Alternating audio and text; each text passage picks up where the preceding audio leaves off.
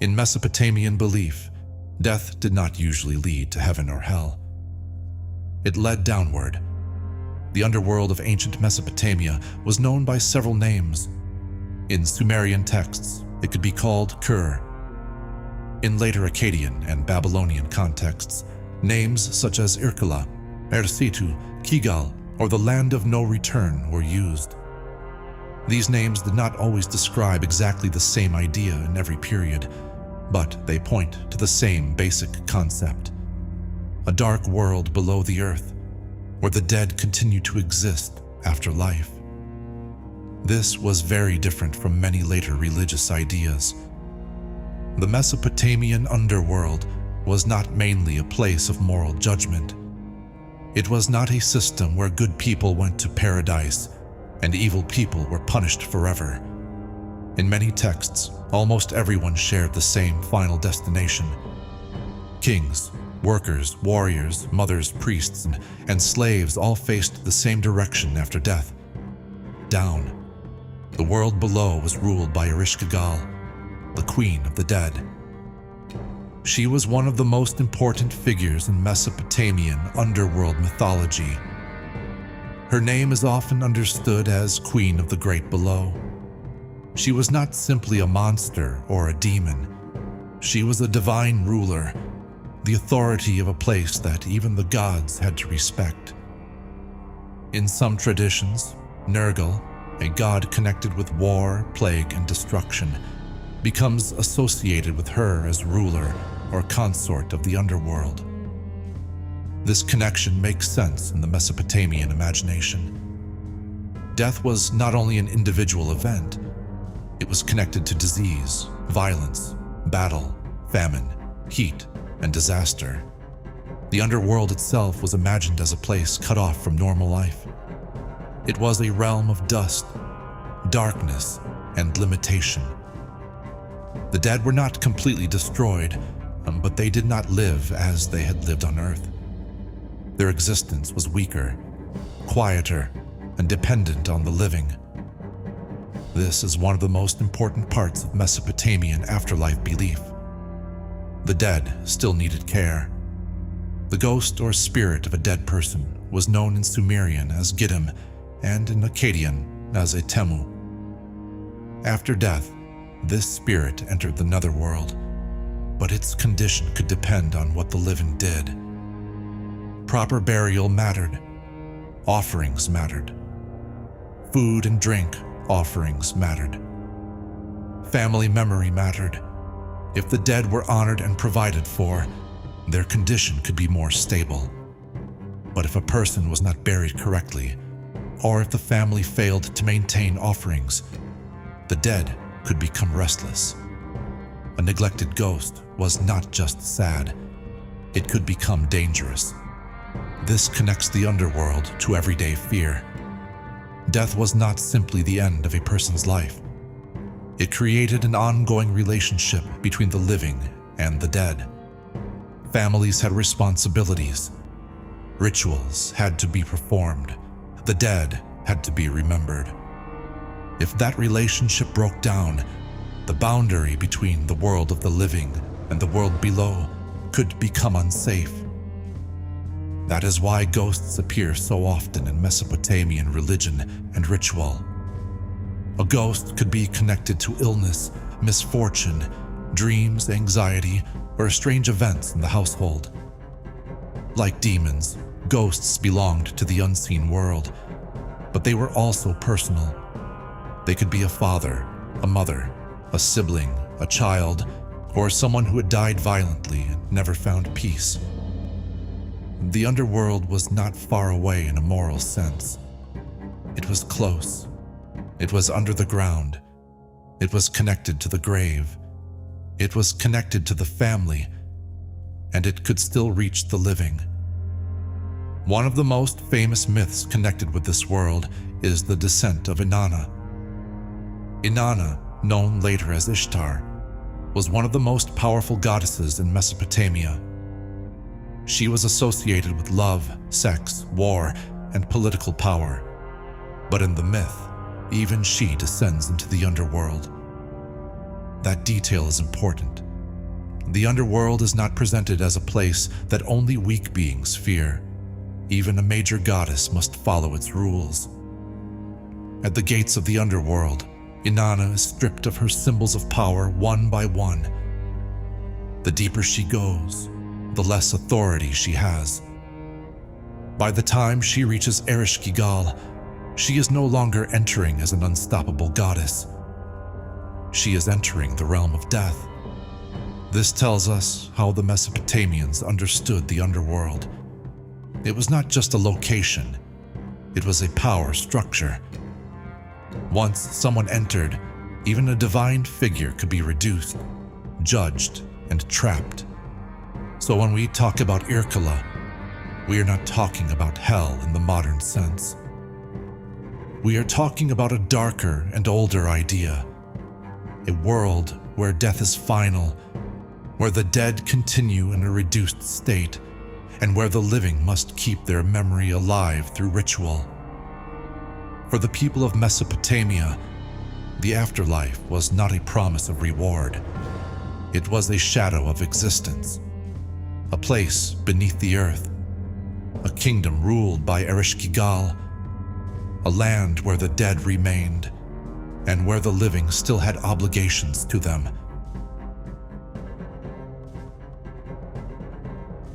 One of the most important myths about the Mesopotamian underworld is the Descent of Inanna. Inanna, known later in Akkadian as Ishtar, was not a minor goddess. She was one of the most powerful figures in Mesopotamian religion. She was connected with love, sexuality, war, political power, and kingship. But in this myth, even she cannot enter the underworld freely. The story begins with Inanna deciding to descend to the netherworld, the realm ruled by Ereshkigal. The reason for her descent is debated, and different versions of the myth have been interpreted in different ways. But the structure of the story is clear.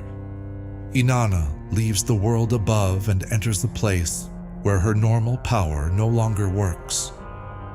Before going down, she prepares carefully. She dresses in symbols of authority. She wears her crown, jewelry, and royal garments. These are not just decorative objects. They represent status, divine power, and identity. Then she reaches the gates of the underworld. The gatekeeper is Neti, the chief doorman of Ereshkigal. In the Sumerian version, Ereshkigal orders Neti to bolt the 7 gates and open them one by one. As Inanna passes through each gate, one of her garments or symbols of power is removed. At the first gate, something is taken. At the second gate, something else is taken. This continues until Inanna reaches the throne room, stripped of the signs that made her powerful. This is one of the strongest ideas in the myth. The underworld does not simply kill. It reduces.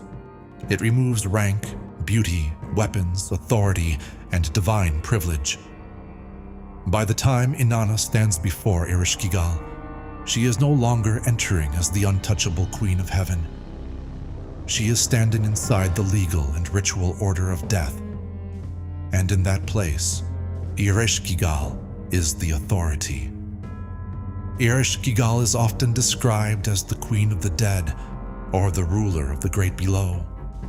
She is not just a dark version of Inanna. She represents a different kind of power, the power of the place from which the dead do not normally return. Even gods must respect her domain. Inanna is judged, struck down, and left as a corpse in the underworld. This detail matters because it shows that Mesopotamian death mythology was not only about humans. The underworld was powerful enough to threaten a goddess. It had rules, it had gates, it had officials, it had a queen. It was not chaos, it was an organized realm of death. In later Akkadian tradition, the story of Ishtar's descent keeps many of the same ideas. Ishtar descends through gates, loses her ornaments, and becomes powerless in the realm below. The myth presents the underworld as a place where life, fertility, sexuality, and social order can be interrupted when the goddess of love and war is trapped beneath the earth. Another major figure connected with this world is Nergal. Nergal was associated with war, plague, destruction, and the dangerous force of death. In some traditions, he becomes linked with Ereshkigal as her consort and as a ruler of the underworld. This connection made sense in Mesopotamian thought because death was not only a peaceful transition, it could come through violence, disease, heat, and disaster.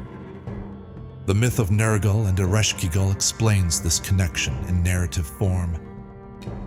Nergal enters the underworld, confronts Ereshkigal, and eventually becomes bound to her and to her realm. The details vary between versions, but the result is important. The underworld becomes associated not only with the silent rule of Ereshkigal, but also with the violent and destructive power of Nergal. Together, Ereshkigal and Nergal show two sides of death. Ereshkigal represents the kingdom of the dead itself, enclosed, ordered, and unavoidable. Nergal represents the force that sends people there: war, plague, and destruction. This is why the Mesopotamian underworld feels so different from many later ideas of hell. It is not built mainly around punishment. It is built around inevitability. Everyone moves toward it. Even gods can be trapped by it. Even power is stripped away at its gates. The myth of Inanna's descent makes that point very clear. A goddess can enter the underworld covered in symbols of power, but she cannot keep them. At each gate, something is removed. At the end, what remains is not a queen, not a warrior, not a goddess of love. What remains is a being inside the territory of death.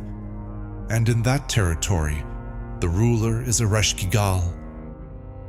The Mesopotamian underworld was not only a mythological place ruled by Ereshkigal, it was also connected to daily life. For the people of Mesopotamia, death created a continuing relationship between the living and the dead. When a person died, the family's responsibility did not end at burial. The dead still needed care, memory, and offerings. The spirit of the dead was known in Sumerian as Giddim and in Akkadian as a Temu. This ghost or spirit was believed to continue existing after the body died. It entered the underworld, but its condition could be affected by what the living did above ground. A proper burial was extremely important. The body had to be placed correctly. The dead had to be given funerary care.